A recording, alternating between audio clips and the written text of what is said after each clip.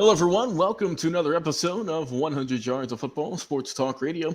I'm your host and producer this afternoon, Logan Landers. Join me here today on the show to talk about the Las Vegas Raiders 2024 team preview. A very talented writer over at FirstRoundMock.com, and of course, been helping us out here at 100 Yards Football here in the last few months, Mr. William Yanish III. How you doing this afternoon, man? Oh, I'm doing good. How are you, Logan? Doing well, man. Doing well. Excited to talk about this Raiders team and how they can potentially eclipse the Chiefs in the AFC West. It's going to be a hard task, but we'll see if this team can do it. Guys, if you enjoy this episode, like, follow, share, and subscribe. Facebook and YouTube, main two platforms over there. Well, you can also go and download our podcast as well, available on all major streaming platforms. Now, let's talk about this team. I'll be handling the offense, and William will be speaking on the defense. So, starting off first with this team on the offensive side of the ball, well, it's an interesting team, that's for sure. When you look at this Raiders team and how they're constructed, everyone's going to look at the quarterback position and how this is going to shake out, right? How this is going to go, because as you know, they do have Aiden O'Connell, who did start for them last year in some action, and you have a new guy in town by the name of Gardner Minshew, one of their bigger name free agency signings, a reliable player in this league for a couple of years now.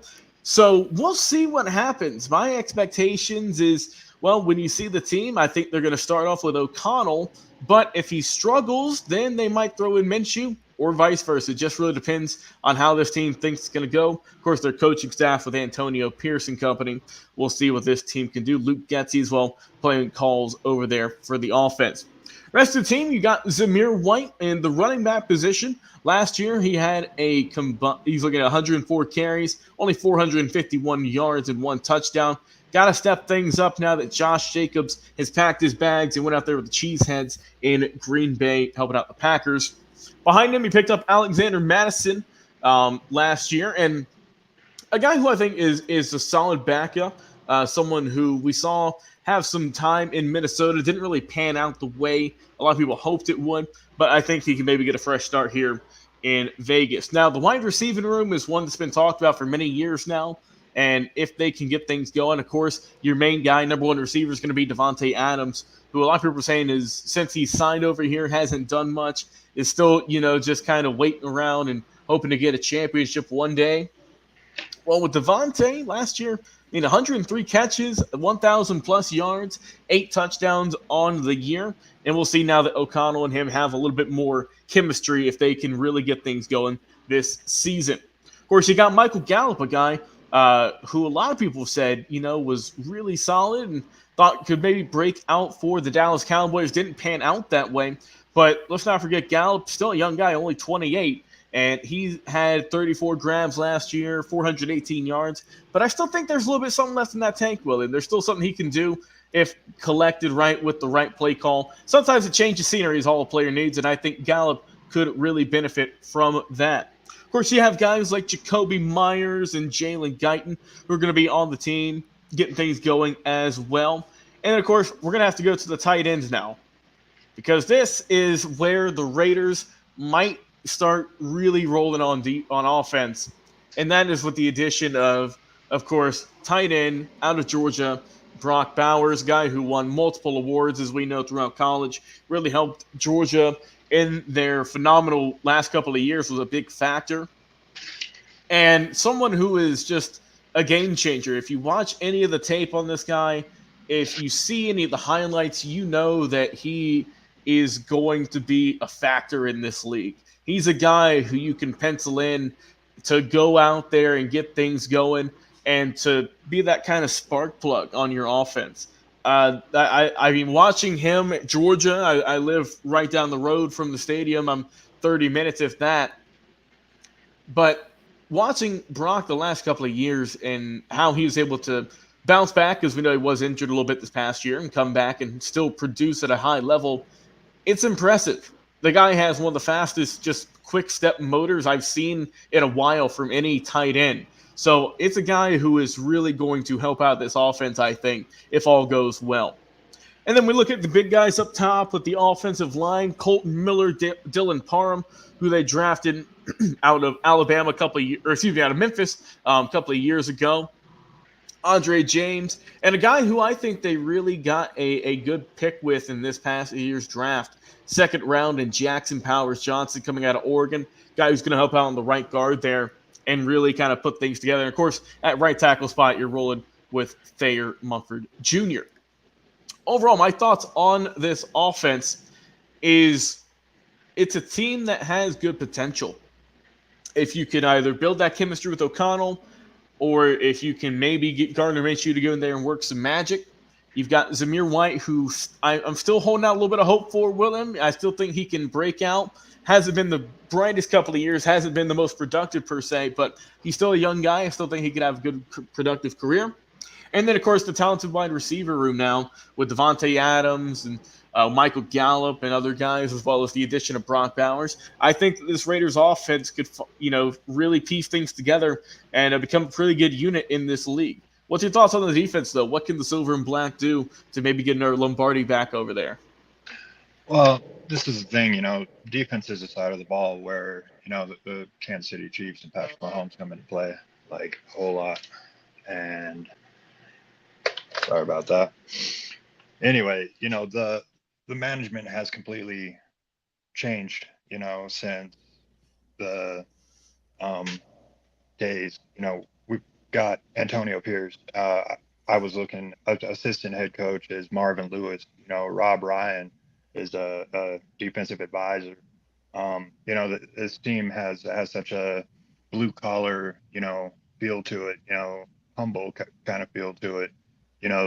The stars of the defense with Max Crosby and the high picks like last year getting Tyree Wilson, out of Texas Tech. They've also, bringing in big name free agents like Christian Wilkins out of Miami. I mean, I think that might be one of the single biggest things right there, because Max Crosby has been, the leader of this defense for a few years now, and he hasn't been, helped entirely a whole lot. But now they're stockpiling, picks into, the core of the offense and the core of the defense, I mean, and I think Christian Wilkins and the disruption that he can be, along with Crosby and Wilson.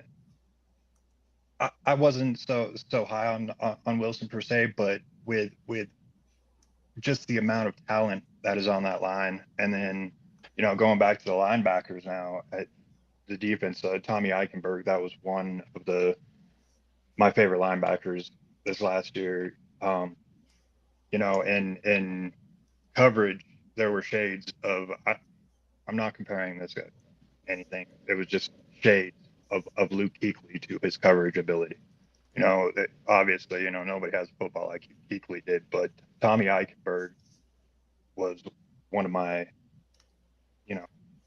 favorite picks also, him sliding down to the fifth round, and just what, a disruption that he causing in that, defense that has, like I said, Rob Ryan, that's known for blitzes, exotic looks, things like that. This team it's going to come down to what the offense can do as well to keep up with the Chiefs. Adding the Brock Bowers and Michael Mayer last year, having those mismatches, and to keep this defense off, to keep them fresh, to keep them disruptive as they can.